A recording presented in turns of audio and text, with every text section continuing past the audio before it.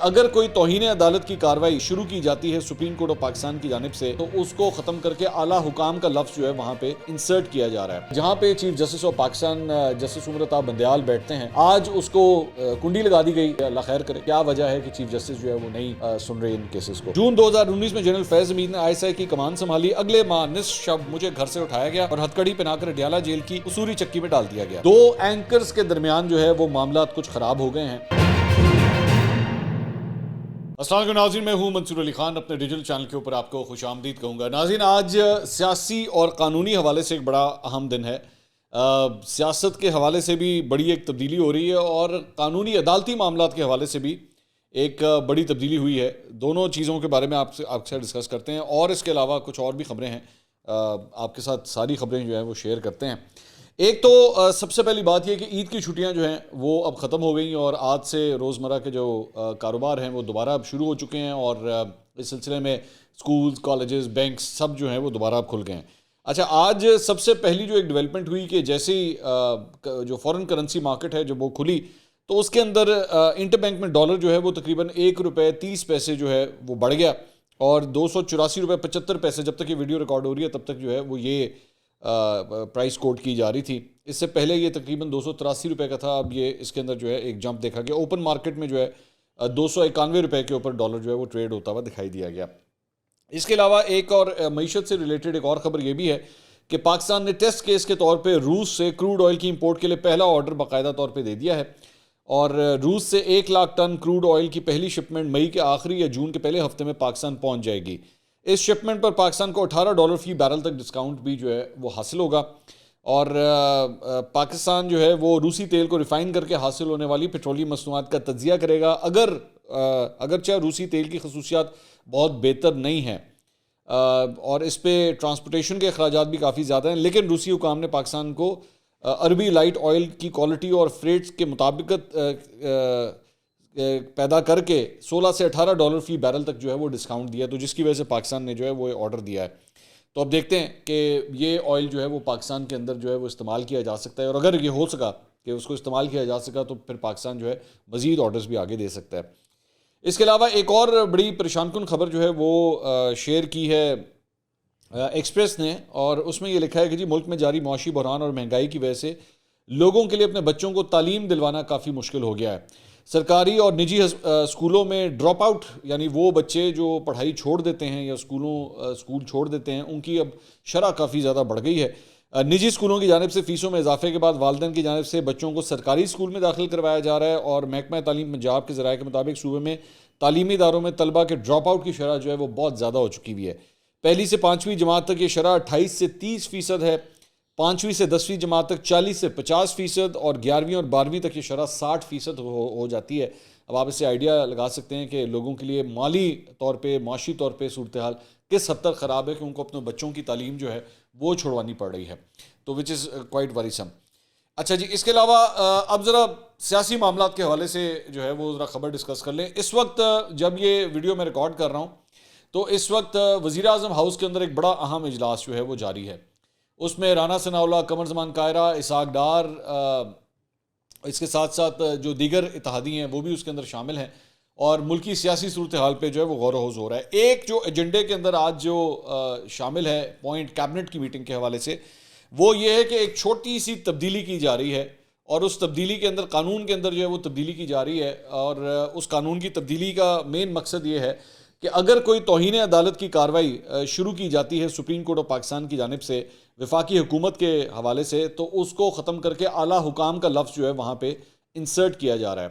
اب اس کی ریزن یہی ہے کہ لوگوں کے خلاف جو ہے وہ توہین عدالت کی کاروائی جو ہے وہ نہ ہو سکے.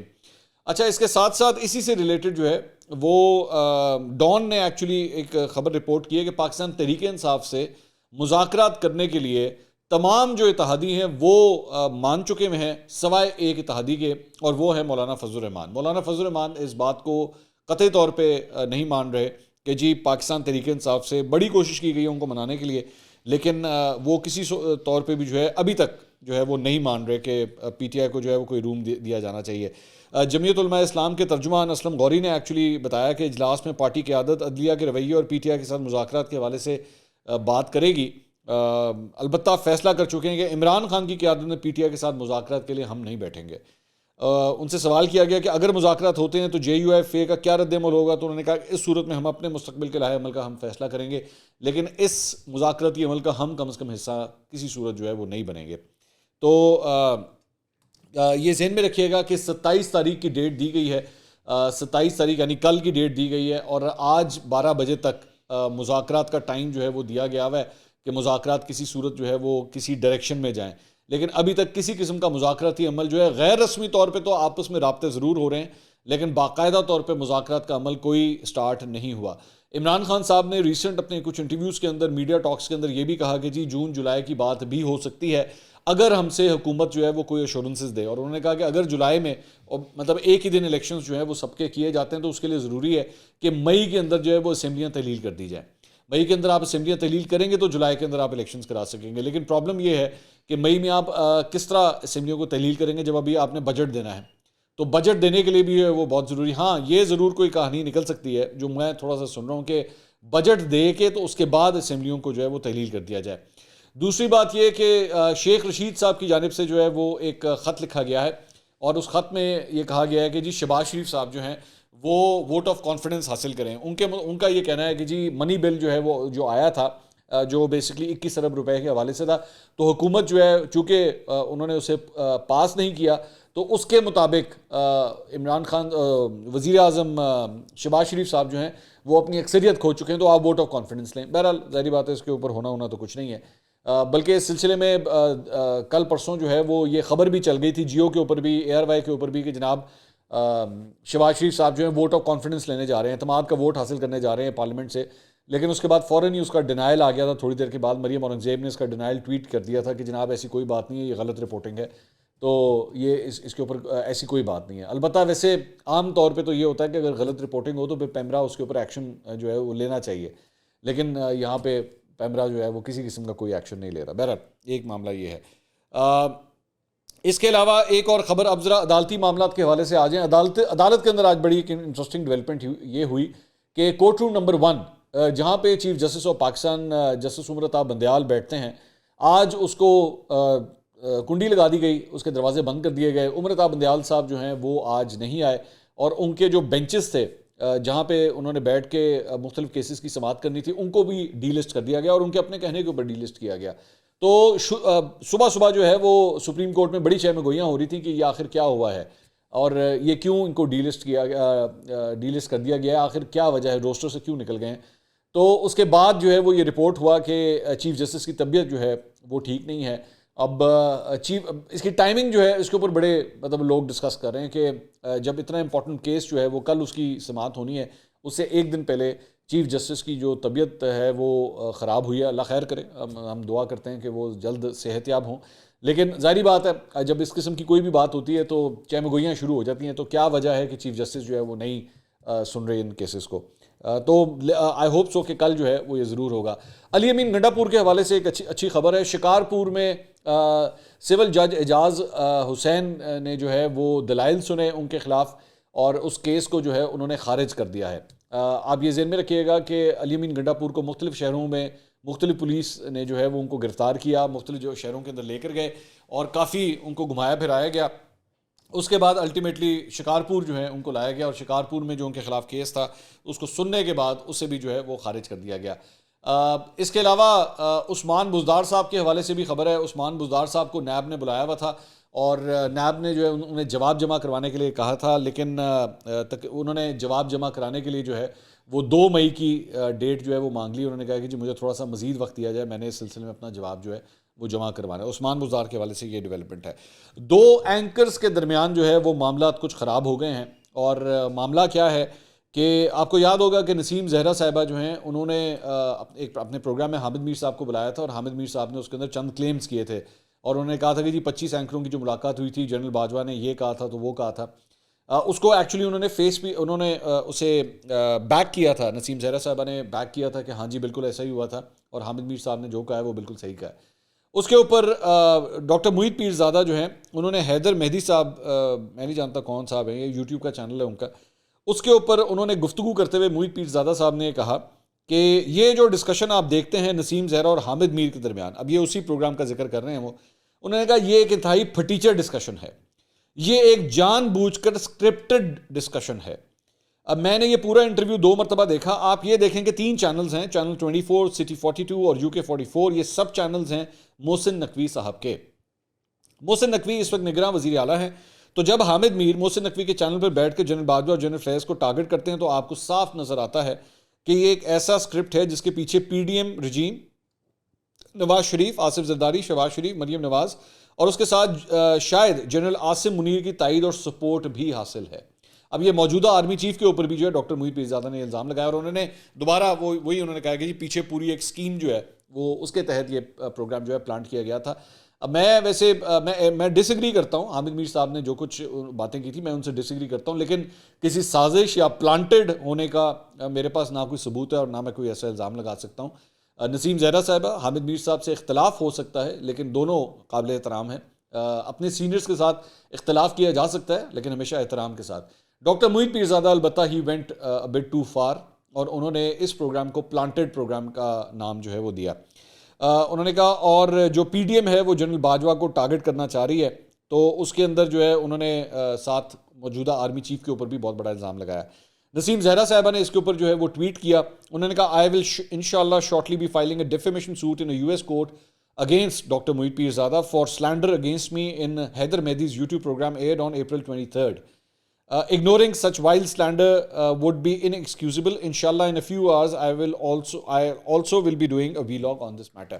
تو نسیم زہرا صاحبہ بھی جو ہیں اپنا پوائنٹ آف ویو اس سارے معاملے کے اوپر جو ہے وہ دینے جا رہی ہیں. It doesn't look good. یہ سارے آپس میں کولیگز رہے ہیں اور کولیگز کے درمیان اس حد تک جو ہے وہ کشیدگی نہیں ہونی چاہیے. ویسے حامد میر صاحب بھی مجھ سے کچھ ناراض ہو گئے تھے کیونکہ میں نے چند باتوں سے ان کے اوپر اختلاف کیا تھا تو وہ بھی ناراض ہو گئے تھے. میں نے پہلے بھی ایک دفعہ بات کہی تھی ناراض مت ہوئیے، اختلاف جو ہے وہ آپ مجھ سے بھی کر سکتے ہیں، میں آپ سے بھی کر سکتا ہوں، لیکن ظاہری بات ہے احترام کے دائرے میں. اور میں نے کبھی بھی کوئی ایسی بات نہیں کی میرے خیال میں حامد میر صاحب کے حوالے سے جو احترام کے دائرے سے باہر ہو. میں بڑے عزت و احترام کے ساتھ جو ہے وہ ان سے اختلاف کیا ہے. Anyways it didn't look nice. اچھا جی، اس کے علاوہ لاہور میں جو ہے وہ ایک بڑی انٹرسٹنگ ڈسکشن ہوئی ہے اور وہ عمران خان صاحب نے چند صحافیوں کے ساتھ جو ملاقات کی تھی اس میں انہوں نے کہا کہ جی میری فوج سمیت کسی سے کوئی دشمنی نہیں ہے، اگر ہم آگے تو فوج میں جو کرپشن ہے میں نہیں چھوڑوں گا اسے. تو یعنی اس پہ یہ جو فوج میں کرپشن کی بات ہے، عمران خان صاحب چلیں اس بات کو ایکسیپٹ کرتے ہیں کہ فوج میں کرپشن ہے. البتہ انہوں نے جتنی دیر یہ وزیر اعظم رہے تب تک ہمیں کبھی نہیں بتایا انہوں نے کہ فوج کے اندر جو ہے وہ کسی قسم کی کرپشن ہے. اب یہ بات فرما رہے ہیں. شہباز گل صاحب امریکہ گئے ہیں. شہباز گل صاحب نے امریکہ میں جو ہے وہ میڈیا سے گفتگو کرتے ہوئے کہا کہ جی ہم امریکہ کے بالکل بھی مخالف نہیں ہیں، ہماری کسی ملک سے جو ہے کوئی دشمنی نہیں ہے. سائفر کا معاملہ تھا وہ ہم نے سامنے رکھا ہے اور یہ ساری گفتگو امریکہ کے اندر ہی ہو رہی تھی. تو شہباز گل صاحب ذہن میں رکھیے گا گرین کارڈ ہولڈر بھی ہیں. مجھے نہیں پتا اب انہوں نے رکھا ہوا ہے اسے ختم کر دیا لیکن آخری اطلاع تک تو تھے. تو امریکہ میں کھڑے ہو کے obviously who would have the guts to say کہ جناب یہ امریکیوں نے جو ہمارے ساتھ یہ سب کچھ کیا اور ہم ان کو نہیں چھوڑیں گے. نہیں، وہ ظاہری بات ہے آپ کے اپنے سٹیکس جو ہیں. ویسے عمران خان صاحب آپ نوٹ کیجئے کہ ویسے جب بات چیت کرتے ہیں تو کہتے ہیں کبھی کسی کو ووٹ نہ دینا جس کی جائیدادیں باہر ہوں یا خود اس کے بیوی بچے جو ہیں باہر ہوں. تو یہاں پہ شہباز گل صاحب ظاہری بات ہے اتنا تپڑ کہاں ہے کہ وہ جا کے امریکہ میں کھڑے ہو کے کہیں کہ جناب ان لوگوں نے ہماری حکومتیں گرائی ہیں اینڈ ڈاؤن ود امریکہ. یہ بولتے ہیں نا، یہ امریکہ مرد آباد کا وہیں پہ کھڑے ہو کے نعرہ لگاتے ہیں. مجھے ایک بات کی سمجھ نہیں آتی، میں اسی لیے پاکستان تحریک انصاف سے اس بات کے اوپر میرا یہ اختلاف ہے کہ ایک جگہ آپ پورا بیانیہ بلڈ کرتے ہیں جی امریکہ نے ہماری حکومت گرائی امریکہ، لیکن ہم امریکہ مخالف نہیں ہیں. یعنی آپ یہ عقل سمجھ بوجھ کو سمجھ آتی ہے کہ آپ یہ کہیں گے جی اس ملک نے ہمیں اٹھا کے ہمارے گھر سے باہر پھینکا، یعنی پرائم منسٹر ہاؤس سے عمران خان صاحب کو اٹھا کے باہر پھینکا، لیکن ہماری کوئی مخالفت نہیں ہے اس ملک کے ساتھ. کیا یار یہ کوئی سائیکی بنتی ہے؟ کوئی بھی غیرت مند آدمی ہوگا نا جس کے ساتھ ایکچولی یہ ہوا ہوگا، آپ اس کو اٹھا کے اس کے گھر سے باہر پھینکے تو یہ پوری زندگی کی دشمنی بن جاتی ہے.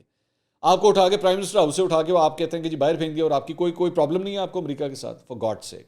اسی لیے آپ کے آرگومنٹس کے اندر نا اتنے جھول نظر آتے ہیں. خیر، اس کے علاوہ ایک اور میں جو خبر ہے وہ میں عرفان صدیقی صاحب جو مسلم نون سے تعلق رکھتے ہیں اب لیکن کالمز بھی لکھتے ہیں، انہوں نے ایک بڑا انٹرسٹنگ کالم لکھا ہے جو میں آپ کے ساتھ شیئر کرنا چاہوں گا. یہ کالم ایکچولی 2 دن پہلے چھپا تھا لیکن میں کچھ اور اتنی خبریں تھیں کہ میں آپ کے ساتھ شیئر نہیں کر سکا، یہ آپ کے ساتھ شیئر کرنا چاہوں گا.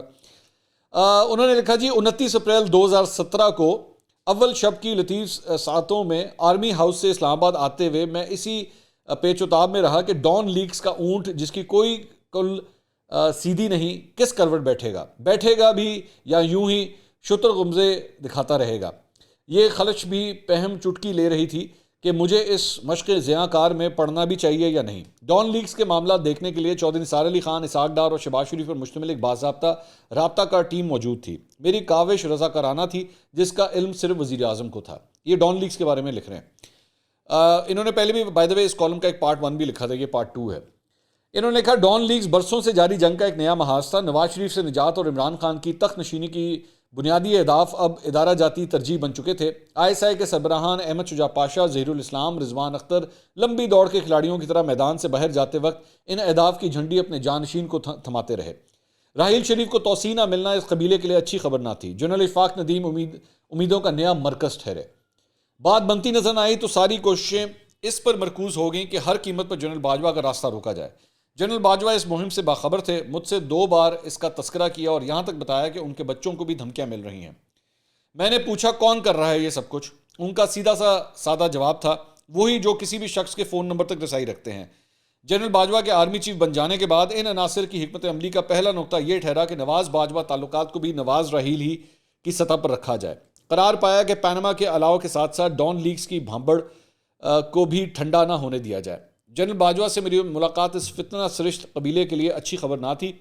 میرے اور چیف کے درمیان یہ طے پایا تھا کہ ہمارا رابطہ ان کے بیٹے سعد کے ذریعے ہوا کرے گا. ایک ہونہار، معاملہ فہم اور مؤدب نوجوان کے طور پہ سعد نہایت عمدہ رابطہ کار ثابت ہوا. اسی شب سعد نے اپنے والد کی طرف سے مجھے 2 ٹیکسٹ بھیجے.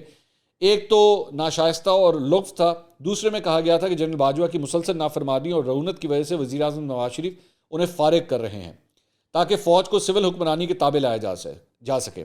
یہ ٹیکسٹ جنرل باجوہ کو اس حاشیے کے ساتھ پہنچائے گئے کہ مذکورہ شخص مریم نواز کی ٹیم کا رکن ہے. میں نے مریم سے بات کی تو اس کا تفصیلی ٹیکسٹ آیا، انکل جو کچھ سوشل میڈیا پہ ہو رہا ہے اسے ہرگز میری حمایت حاصل نہیں.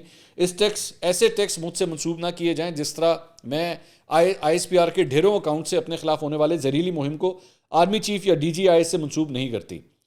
میں نے قدر تفصیلی خط لکھ کر ساتھ سے کہا کہ کچھ لوگ وزیر اعظم اور آرمی چیف کے درمیان دوریاں پیدا کرنے کے لیے ایک مہم چلا رہے ہیں، انہیں سنجیدگی سے لینے کے بجائے نظر انداز کر دینا چاہیے. شام کو ساتھ کا پیغام آیا، انکل آپ کا بہت شکریہ، میں نے آپ کا خط ابو کو پڑھ کر سنایا ہے، وہ آپ سے 100% متفق ہیں. جو کچھ ہوا ابو کو خود اس کا بہت رنج ہے. ان کا خیال ہے کہ اتنی بڑی غلط فہمی اور بدگمانی کے باوجود تعلقات کار کو ٹھیک کیا جا سکتا ہے. 2 مئی 2017 کو وزیر اعظم سے میری تفصیلی ملاقات ہوئی. وہ خاصے برہم تھے، کہنے لگے مجھے اتنا دکھ اس دن بھی نہیں ہوا تھا جس دن مجھے ہتھکڑیاں لگا کر کسی کال کوٹری میں ڈالا گیا تھا.